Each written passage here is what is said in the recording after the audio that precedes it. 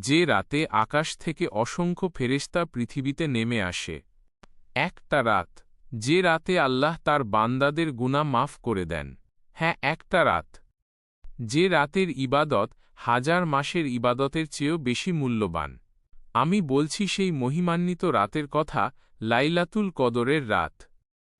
আজ থেকে প্রায় ১৪০০ বছর আগে মক্কার পাহাড়ের মাঝে হেরার গুহায়, সেখানে একা বসেছিলেন মানবজাতির শ্রেষ্ঠ মানব, আমাদের প্রিয় নবী হজরত মুহাম্মদ সাল্লাল্লাহু আলাইহি ওয়াসাল্লাম।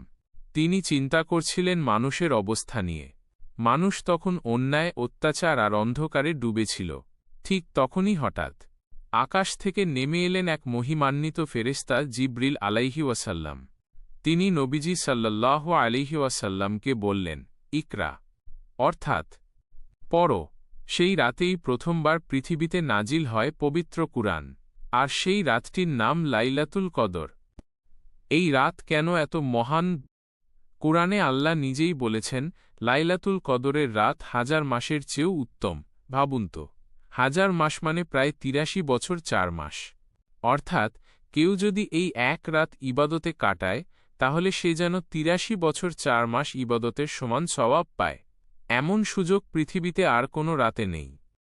লাইলাতুল কদরের রাতে পৃথিবীর পরিবেশ একদম ভিন্ন হয়ে যায়। আকাশ থেকে অসংখ্য ফেরেশতা নেমে আসে, তারা পৃথিবীতে ছড়িয়ে পড়ে। এই রাতে ফেরেশতারা ঘরে ঘরে ঘুরে বেড়ান। তারা দেখেন যে বান্দা নামাজ পড়ছে, যে বান্দা কুরআন পড়ছে, যে বান্দা আল্লাহর কাছে কাঁদছে। ফেরেশতারা তাদের জন্য দোয়া করতে থাকে। এই রাত ভোর পর্যন্ত শান্তি আর রহমতে ভরা থাকে। কেন এই রাত গোপন রাখা হয়েছে? অনেকেই প্রশ্ন করে, যদি এই রাত এত গুরুত্বপূর্ণ হয়, তাহলে আল্লাহ কেন ঠিক তারিখটা বলেননি? এর কারণ খুব সুন্দর। যদি নির্দিষ্ট একটা রাত বলা হতো, তাহলে মানুষ শুধু সেই রাতেই ইবাদত করত। কিন্তু আল্লাহ চান তার বান্দারা রমজানের শেষ ১০ রাতেই বেশি ইবাদত করুক। তাই নবীজি সাল্লাল্লাহু আলাইহি ওয়াসাল্লাম বলেছেন, রমজানের শেষ ১০ রাতের বেজোড় রাতগুলোতে লাইলাতুল কদর খুঁজতে।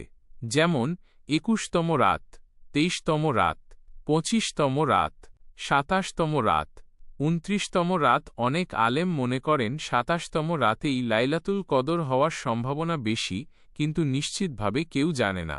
এজন্যই মুসলমানরা শেষ ১০ রাতেই বেশি বেশি ইবাদত করে। এই রাতে শ্রেষ্ঠ দোয়া তওবার জন্য। আম্মাজান আয়েশা রাদিয়াল্লাহু আনহা নবীজিকে জিজ্ঞেস করেছিলেন, হে আল্লাহর রাসূল, আমি যদি জানতে পারি আজ লাইলাতুল কদর, তবে আমি কি পাঠ করব? তখন নবীজি এই দোয়াটি শিখিয়েছিলেন, আল্লাহুম্মা ইন্নাকা আফুন তুহিব্বুল আফওয়া ফাফু আন্নি। অর্থ, হে আল্লাহ, নিশ্চয়ই আপনি ক্ষমাশীল, আপনি ক্ষমা করতে ভালোবাসেন, অতএব আপনি আমাকে ক্ষমা করে দিন। আরও কিছু জিকির, যেগুলো ছোট হলেও মিজানের পাল্লায় অনেক ভারী। সুবহানাল্লাহি ওয়া বিহামদিহি সুবহানাল্লাহিল আযীম। লা ইলাহা ইল্লাল্লাহু ওয়াহদাহু লা শারীকা লাহু, লাহুল মুলকু ওয়া লাহুল হামদু ওয়া হুয়া আলা কুল্লি শাইইন কাদির। এটি ১০০ বার পড়লে ১০টি গোলাম আজাদ করার সওয়াব পাওয়া যায়। বিশেষ কিছু ছোট আমল, দান সদকা করা, আপনার সামর্থ্য অনুযায়ী খুব সামান্য হলেও, যেমন ১০ বা ২০ টাকা, প্রতি বেজোড় রাতে দান করার চেষ্টা করুন। যদি সেই রাতটি কদর হয়, তবে ৮৩ বছর প্রতিদিন দান করার সওয়াব পাবেন।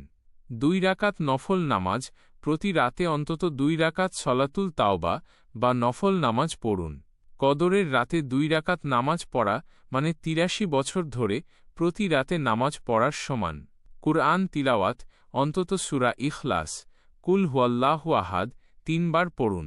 হাদিস অনুযায়ী এটি একবার পড়লে ১ খতম কুরআনের সওয়াব পাওয়া যায়। কদরের রাতে এটি পড়া মানে কয়েক হাজার খতম কুরআনের সমান সওয়াব। ভাবুন, গভীর রাত, সবাই ঘুমিয়ে আছে, কিন্তু আপনি উঠে নামাজে দাঁড়িয়েছেন। আপনার চোখ দিয়ে পানি পড়ছে। আপনি বলছেন, হে আল্লাহ, আমি ভুল করেছি, আমাকে ক্ষমা করে দিন। আর সেই সময় হয়তো আকাশ থেকে নেমে আসা ফেরেশতারা আপনার জন্য দোয়া করছে। হয়তো সেই রাতটাই লাইলাতুল কদরের রাত। বন্ধুরা, এই রাত আমাদের জীবনের সবচেয়ে বড় সুযোগগুলোর একটি। কারণ আমরা জানি না আগামী রমজান পর্যন্ত আমরা বেঁচে থাকব কিনা। তাই এই রমজানের শেষ 10 রাতকে কখনো অবহেলা করবেন না। বেশি বেশি নামাজ পড়ুন, কুরআন পড়ুন, দোয়া করুন, আল্লাহর কাছে ক্ষমা চান। হয়তো আপনার জীবনের সব গুনাহ এই এক রাতেই মাফ হয়ে যেতে পারে। হয়তো আজ রাতেই আল্লাহ বলবেন, আমার বান্দা আমাকে ডাকছে, আমি তাকে ক্ষমা করে দিলাম।